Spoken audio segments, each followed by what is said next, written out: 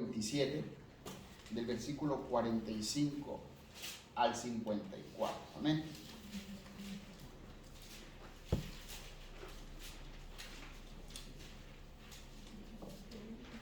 Me confirman con un amén quien lo tenga. Amén. Es un pasaje que habla de la crucifixión y muerte de Jesús y dice así: desde la hora sexta hubo tinieblas sobre toda la tierra hasta la hora novena. Cerca de la hora novena, Jesús clamó a gran voz diciendo: Elí, Elí, lama sabactani. Esto es: Dios mío, ¿por qué me has desamparado? Algunos de los que estaban allí decían al oírlo: a Elías se llama este. Y al instante, corriendo uno de ellos, tomó una esponja y la empapó de vinagre, y poniéndole en una caña, le dio a beber. Pero los otros decían: deja, veamos si viene Elías a librar. Mas Jesús, habiendo otra vez clamado a gran voz, entregó su espíritu, y he aquí, el velo del templo se rasgó en dos, de arriba hacia abajo, y la tierra tembló, y las rocas se partieron. Pónganse cómodos, mis hermanos.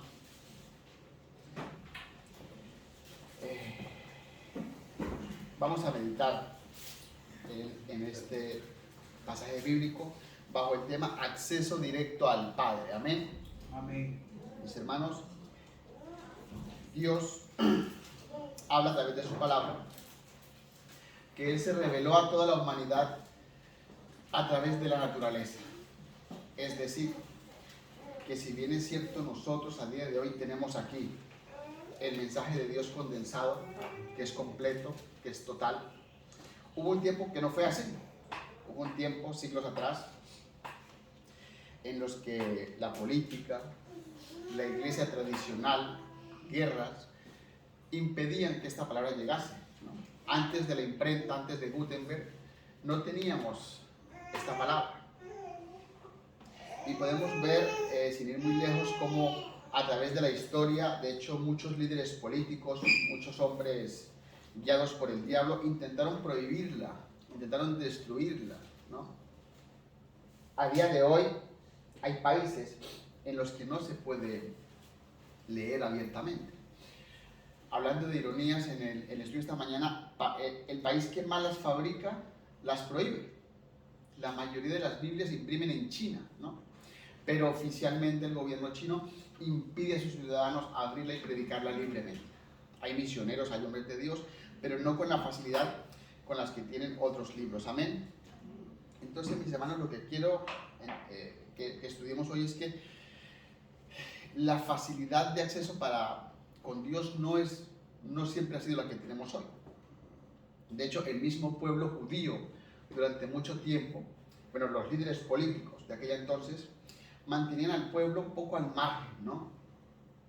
Tanto así era que los principales líderes religiosos le enseñaban al pueblo a llamarle a Dios, pues como todos lo conocemos, Adonai, que Adonai quiere decir mi Señor, mi Maestro. O sea, la palabra Dios en sus bocas era muy escasa, porque se entendía que se decía en vano. Bien, quizás en algunos fuese la intención buena de decir el nombre de Dios no se va a decir en vano, pero con el tiempo fue tomándose como para decir que estaba allá alejado, ¿no? Como a Dios no se nombre, a Él sírvanle, témanle, pero no se les nombre, ¿no? Y esto en parte pues va en línea con los mandamientos de Dios. Yo creo que todos los que hemos tenido algún diccionario bíblico hemos visto el esquema del lugar santo y del lugar santísimo. ¿Les suena, no? A grandes rasgos era como una especie de rectángulo, ¿no? Aquí estaba el lugar santo, donde los levitas entraban a servir, y el lugar santísimo era una cámara más pequeña, en el que una vez al año entraba el sumo sacerdote, ¿no? A hacer una serie del servicio a Dios que se llamaba el Día de la Expiación. Y esta parte son de esos misterios que yo como cristiano pues medito en ellos, ¿no? Dice la Biblia que allí en el lugar santísimo estaba la presencia de Dios. nuestra mente humana no puede entender. La presencia de Dios estaba allí, al punto que como Dios es 3 veces santo, ¿no? Es la forma judía de indicar que, o sea, hay un sinónimo de santo, pues no lo hay. Pues entonces digo santo, santo, santo para decir que es muy santo. La presencia de Dios es tan santa que estaba contenida allí y solo entraba el sumo sacerdote después de purificarse y una serie de rituales, ¿no? Y lo que nos muestra esa palabra de separar el lugar santo del lugar santísimo es que el Señor es tan santo que nosotros en nuestra humanidad libremente no podríamos acceder a Él. Yo, Carlos Campos, con mis carencias, con mi pecado, con mi maldad, no tengo acceso directo al Padre. Si me rigiese por el antiguo pacto. El punto era tal que el sumo sacerdote, el día de la expiación, entraba al lugar santísimo atado con una cuerda. No sé si lo sabías. De manera que si el hombre, el sumo sacerdote, hubiese entrado con pecado allí, moría en el instante. Claro, moría, nadie iba a entrar al lugar santísimo a sacarlo. Entonces lo tiraban de la cuerda, ¿no?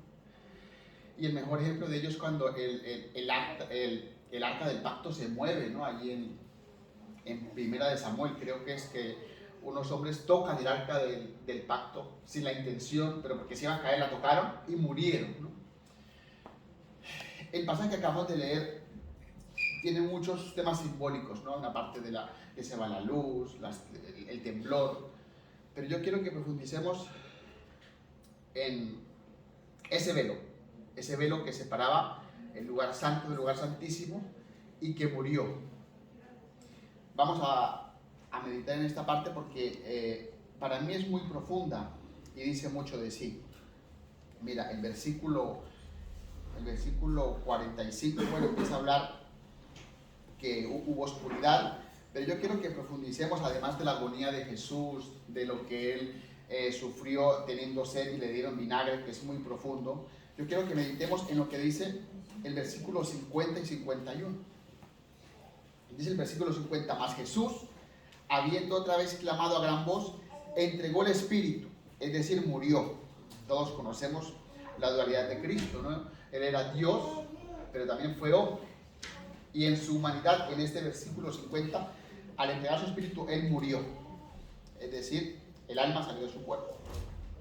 Y he aquí, es decir, posterior a la muerte, el velo del templo se rasgó en dos. Y no en vano, los evangelistas escriben que se rasgó de arriba hacia abajo. Y la tierra tembló, y las rocas se partieron. Este velo, cuya palabra original quiere decir separación y que ya les he explicado que separaba el lugar santo del santísimo, nos indica que nosotros en nuestra naturaleza estuvimos separados de Dios, porque nacimos en pecado y pecamos. Este velo no era cualquier velo. Yo, hasta antes de estudiar ese tema a fondo, pues me imaginé que ese velo que separaba el lugar santo del Santísimo, pues era un velo cualquiera. Pero cuando vamos al libro de Éxodo, ¿no? Y vemos cómo Dios dio las medidas, el material, los colores, vemos que era un velo de 10 centímetros aproximadamente, 4 pulgadas. No sabría decir 4 centímetros, pero será algo así quizás. Un velo así.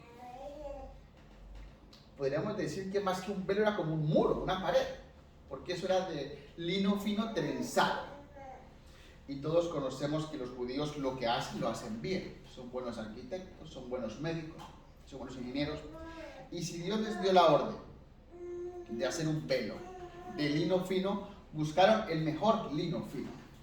Si Dios les dio la orden de que lo trenzaran, lo trenzaron. Entonces un velo de aproximadamente 18 metros de alto se rompió. Para mí, ¿no? Cuando medito con mi familia, con mis amigos, y entiendo que se rasgó de arriba hacia abajo, no puedo dejar de pensar, primero, que ese de arriba hacia abajo me indica que es Dios quien movió ficha para acercarse a nosotros. Es Dios quien a través de Cristo, posterior a su muerte, fue el que dijo, vale, esta gente a la que no merece más que la muerte por su pecado y su maldad, me voy a acercar a ellos. Y se acercó a nosotros a través de Cristo y de la muerte. Muchos de los estudiosos de la Biblia, ¿no?, pues dicen que el velo no se rasgó, que eso fue consecuencia del temblor y que se desbarajustó. Pero,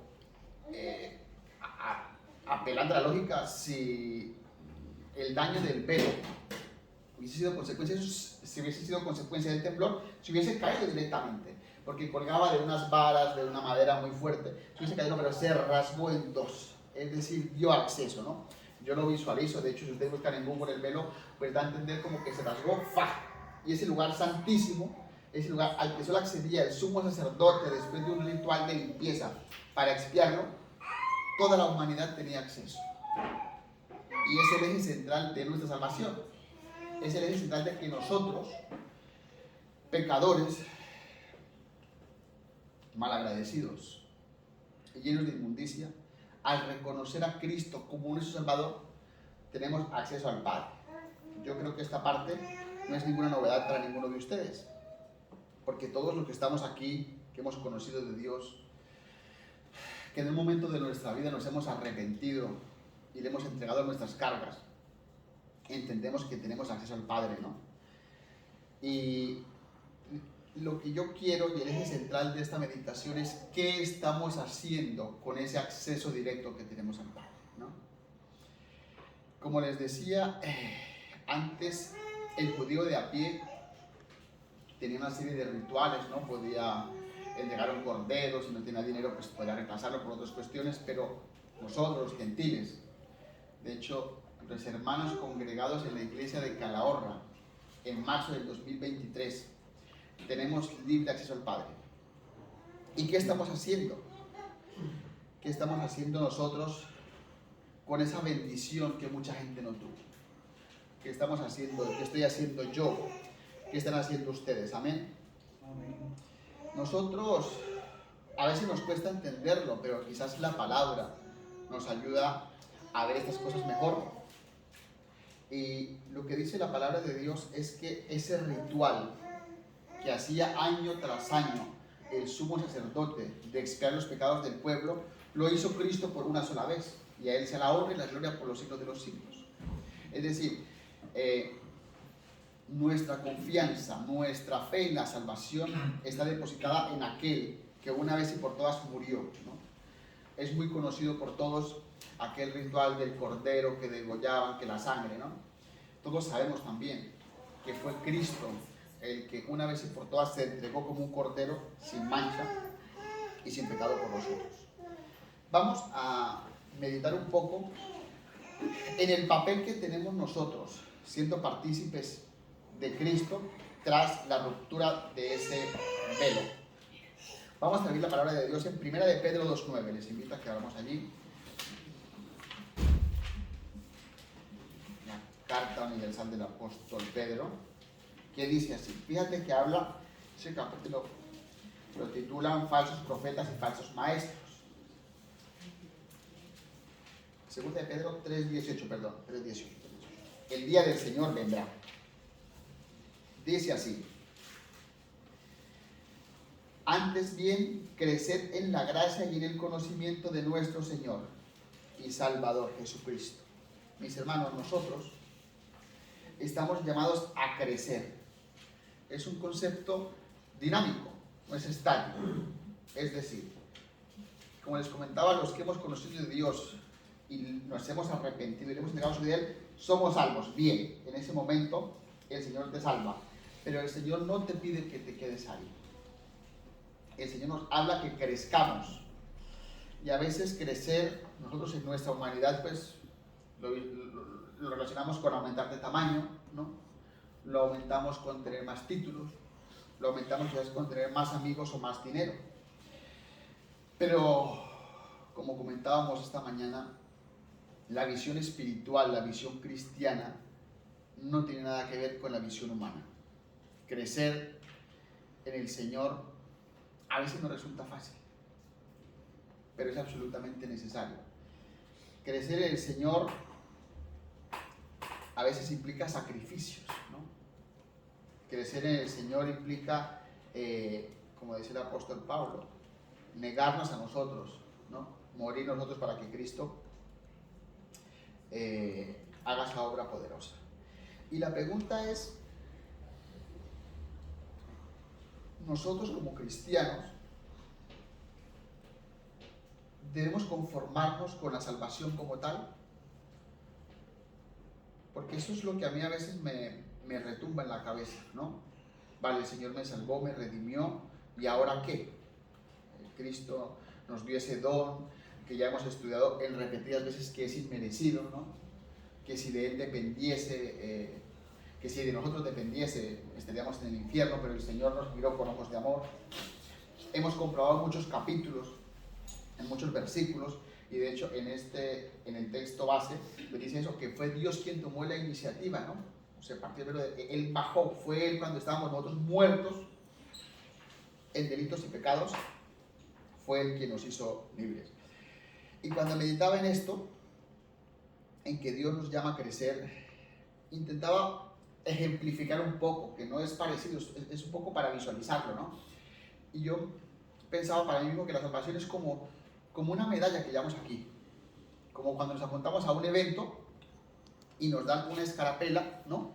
Para acceder a todos los sitios del evento, ¿no? Y me acordaba del año 2018, cuando asistí a la Exposición Internacional de Zaragoza. La Exposición Internacional es un evento que se hace año tras año, que cada país muestra lo mejor de sí, ¿no? Y en ese país pues te daban aquí un flyer para que tú pudieses acceder a cada uno de los pabellones de cada país. Y pensaba yo en lo que me sucedió aquella vez, que fue que no pude ir a todos los sitios que quería ir. Pues porque el tiempo era limitado, porque había filas terribles. Y pensaba yo en que la vida cristiana, mientras los días que Dios los tenga aquí, si estamos optimizando ese paso que el Señor nos dio, si estamos quizás haciendo todo lo que Él espera de nosotros, si estamos yendo a cada uno de los lugares que Él espera que vayamos. Y no digo esto desde el punto de vista que tenemos que andar desesperados haciendo, porque Dios es un Dios de orden, tenemos una familia, tenemos un trabajo.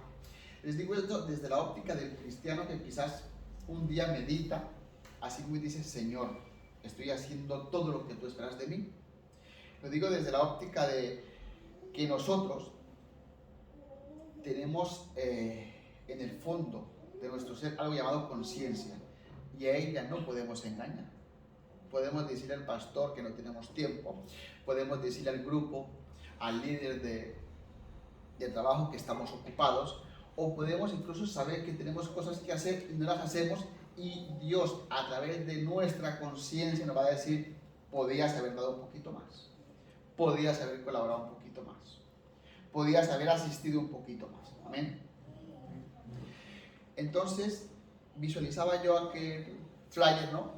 Como estamos amortizando, como el Señor espera de nosotros, ese don que Dios nos dio, ese acceso que durante mucho tiempo, ese velo que estaba ahí, que desde fuera no se veía lo que había, pero que ustedes y yo sabemos que a través de la palabra, de la oración, tenemos acceso al Padre directo.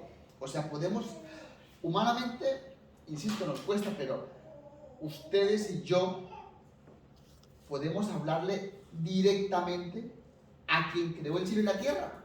Podemos pedirle.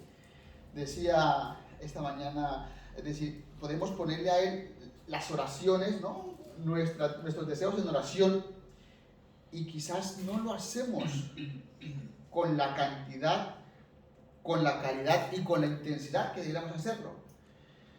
Y estas son cosas muy personales. En la vida cristiana, nadie podrá decir que un cristiano es más cristiano por venir a determinado número de cultos.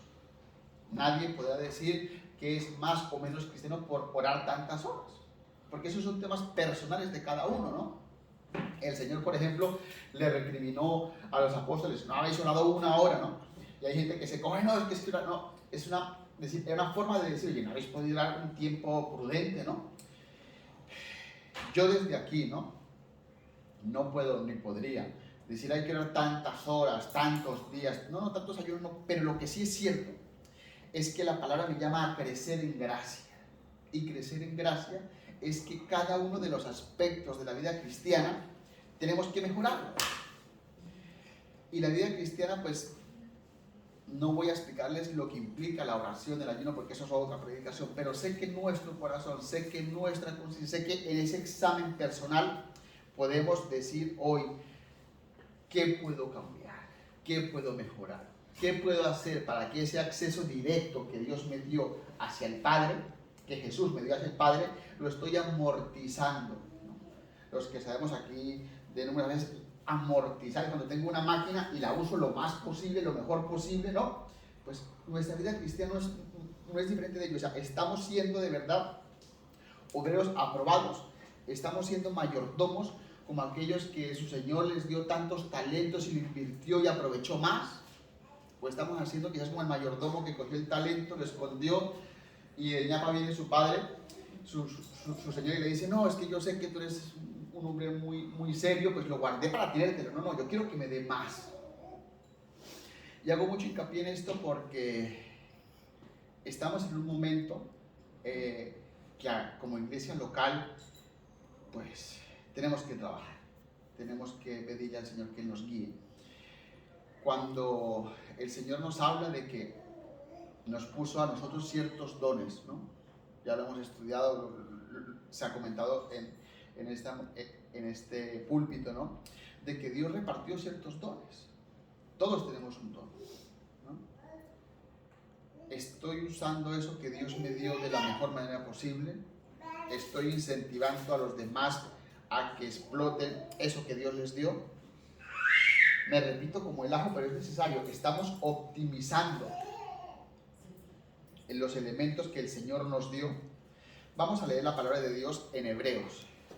Hebreos es una carta maravillosa. Es una carta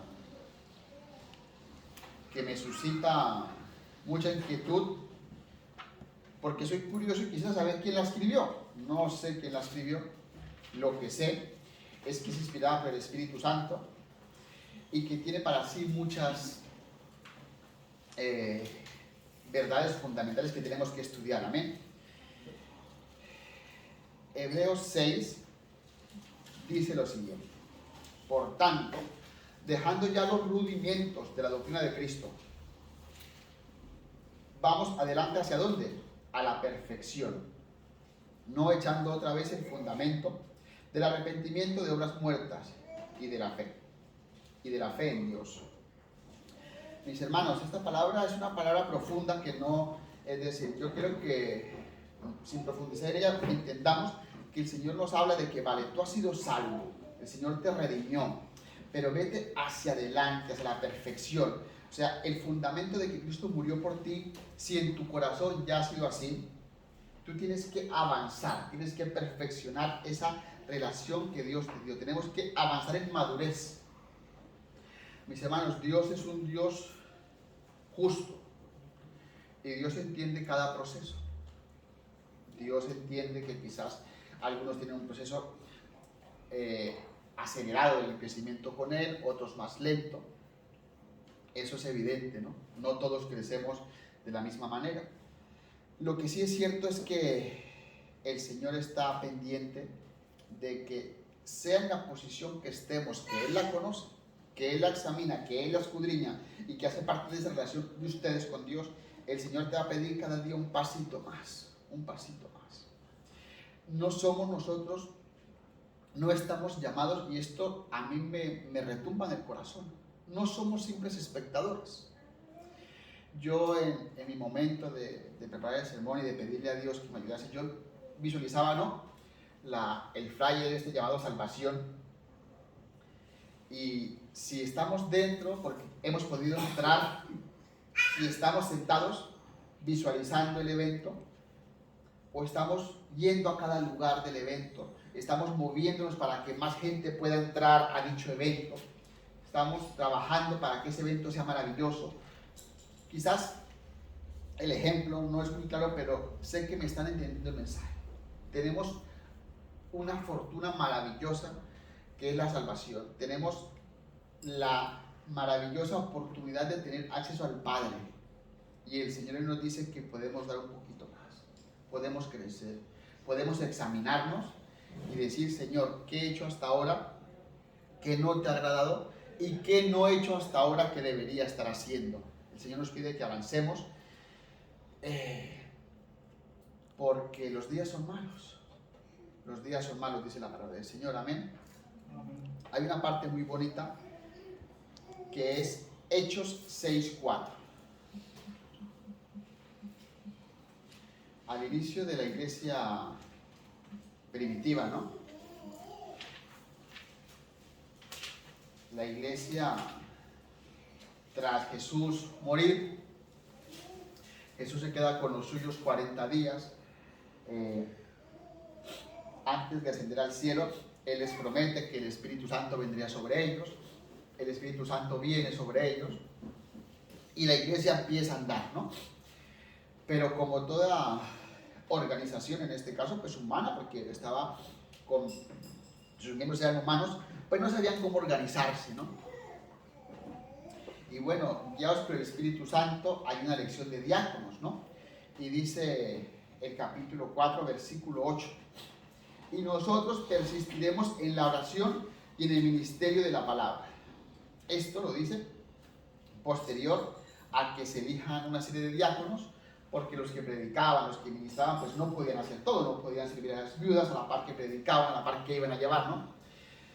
Y lo que yo sentí en mi corazón al leer esto es que los apóstoles le dicen a los demás, oye, haced ese trabajo que nosotros persistiremos en la oración y el ministerio, es decir, chicos, haced aquello para lo cual habéis sido elegidos, que nosotros haremos, o sea, persistiremos. Persistir es una palabra de lo seguiremos haciendo, es decir, hagamos cada uno lo que mejor se nos da hacer para la gloria del Señor. Y pensaba yo, si los que estamos aquí vamos a decir, oye, hermano, usted hace esto, lo hace fenomenal, gloria al Señor, y yo voy a hacer esto, voy a persistir en esto, que también ha puesto el Señor en mi corazón. Es decir, vamos nosotros todos a persistir en lo que Dios nos ha puesto. Vamos nosotros a día tras día intentar mejorar, darle más al Señor en lo que Dios nos ha puesto. Eso es una parte que, como digo siempre cuando medito en la palabra del Señor, la vida cristiana es el mejor ejemplo de sinceridad para con Dios. La hermana María Laura, ella puede aparentar ser una médica perfecta. Creo que no lo sea, ¿no? Pero podría aparentarlo. Es más, podría incluso vender la moto de que además de médica es ingeniera aeroespacial y tener un título, ¿no? Pero en la vida con Dios esto es imposible. Es decir, el Señor lee y escudriña las intenciones del corazón. Y dice la Biblia que Dios no puede ser burlado. Es decir, a Él le damos cuentas día tras día. Y Él sabe y Él conoce nuestras intenciones. Él sabe y conoce nuestro deseo por avanzar en Él o no. Volviendo a Hebreos, vamos a leer Hebreos, mis hermanos. Hebreos 10. Hebreos 10, todo el capítulo pues viene un poco a explicar con más detalle lo que comentaba antes de cómo el velo se rasgó, cómo hemos tenido acceso al Padre. Pero quiero que meditemos en lo que dice los versículos 19 al 23. Leo para ustedes y dice así: pues donde hay remisión de estos, del 19. Así que, hermanos, teniendo la libertad para entrar al lugar santísimo por la sangre de Cristo, ya lo hemos comentado, solo por Él, posterior a su muerte, posterior a entregar su vida, tenemos acceso directo al Padre. Por el camino nuevo y vivo que Él nos abrió a través del velo, esto es, de su carne, y teniendo un gran sumo sacerdote sobre la casa de Dios. Esto es lo bonito. Acerquémonos, amada iglesia, con corazón sincero, en plena certidumbre de fe, purificados los corazones de la mala conciencia y lavados los cuerpos con agua pura. Y mira lo que el Señor nos dice, que nos mantengamos como firmes, sin fluctuar, la profesión de nuestra esperanza, porque fiel es el que prometió. Y considerémonos unos a otros para estimularnos en el amor y las buenas obras. Mis hermanos, Dios nos manda a mantenernos firmes. O sea, este pasaje es claro. Este pasaje lo que nos dice es: Cristo murió por ustedes. Él lo dio todo, sufrió hasta lo sumo, derramó cada gota de su sangre, les dio acceso al Padre, les dio vida eterna. Por favor, manténganse firmes. Es decir, el trabajo duro ya está hecho, porque dice y explica un poco versículos atrás de que Él lo pagó con su carne, ¿no? De que Él ese precio por mi maldad, por mis pecados, Él los pagó. A partir de ahí nos pide primero firmeza, para que no fluctuemos. La vida cristiana es o somos o no somos. Comentaba con Sara que no hay medios cristianos. No lo hay, no existe ese concepto en la Biblia. Hay hijos de Dios y hay hijos de perdición. O sea, en muchos casos no pueden haber grises, un abanico más amplio, pero mis hermanos,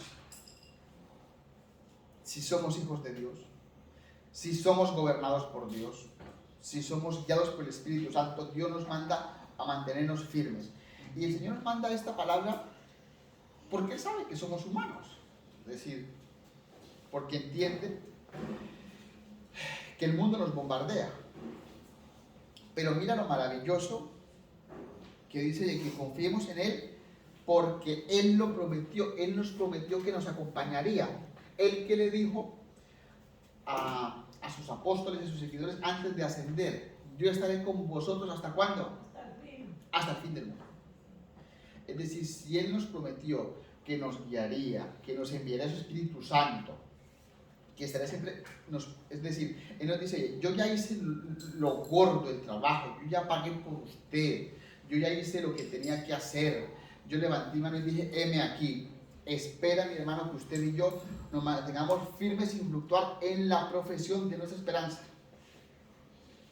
Nos pide, versículos atrás, que nos acerquemos con un corazón sincero. Yo hago mucho hincapié en esto, quizás por mi vida personal, ¿no? A veces quizás tendemos a extrapolar nuestras situaciones, pero es que la base del cristianismo es un corazón sincero. No, decía mi abuela, ¿no?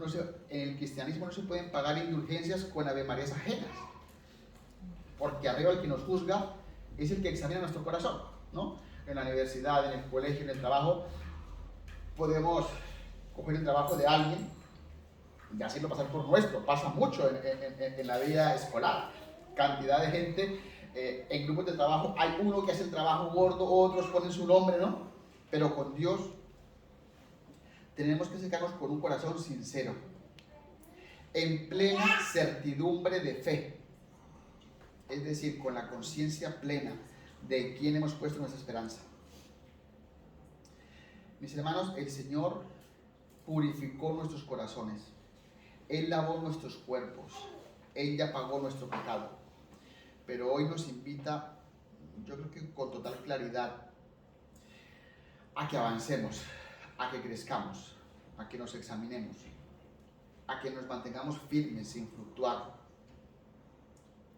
a que ese título de real sacerdocio, de nación santa, de pueblo adquirido por Dios, lo ejecutemos con toda la dimensión y con todos los atributos que tenemos, ¿no? Fijaros que la expresión real sacerdocio, o sea, esa expresión no la tenía ni el sumo sacerdote. Y fíjate que ese hombre tenía una labor muy importante. Pero ustedes y yo hemos sido escogidos por Dios. Hemos sido adquiridos, y la palabra es clara, porque antes éramos del diablo, pero Él con su sangre nos pagó y nos arrebató. Mis hermanos, para mí el mensaje es claro y el que quiero compartir con ustedes es que Antes éramos de otro pueblo, ¿no? Como dice 1 de Pedro 2:9, la frase que precede a este versículo. Pero ahora somos pueblos de Dios y el Señor nos pide que ejerzamos el real sacerdocio, que ejerzamos el título de nación santa como Él lo espera. No voy a entrar en detalles de qué hay que hacer o qué dejar de hacer, porque sé que el Señor nos habla a cada uno según nuestra necesidad, según nuestra petición, según nuestro día a día. Pero estoy seguro que es un buen momento para meditar, para pedirle al Señor qué puedo cambiar. Padre, ¿qué he hecho hasta ahora que debiera haber hecho mejor? Dios bendito, ¿qué he compartido que no debí compartir? ¿O qué cosas no he compartido que debo compartir? Mis hermanos, la iglesia local es un lugar para crecer como cristianos, ¿no? La iglesia local, grande, pequeña, siempre va a tener algo que hacer. Siempre va a tener que hacer.